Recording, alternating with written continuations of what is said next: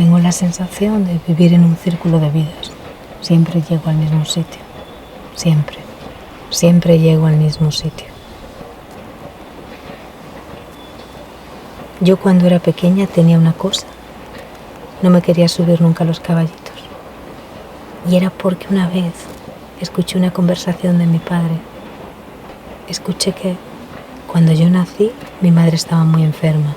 Entonces mi padre tuvo que elegir entre la vida de mi madre y la mía. Y mi padre eligió a mi madre. Luego mi padre me quiso mucho, luego ya sí.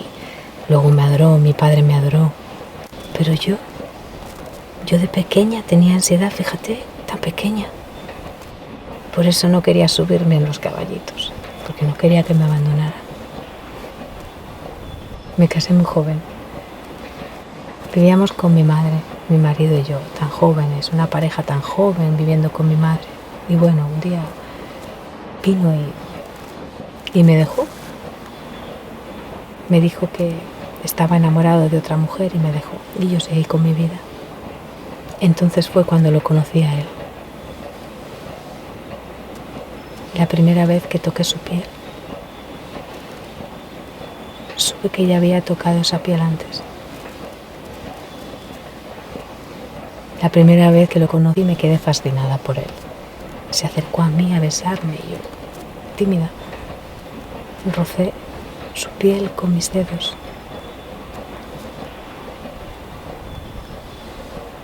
Si existe la reencarnación, yo he vivido 1000 vidas tocando esa piel. Y ahora creo que existe la reencarnación.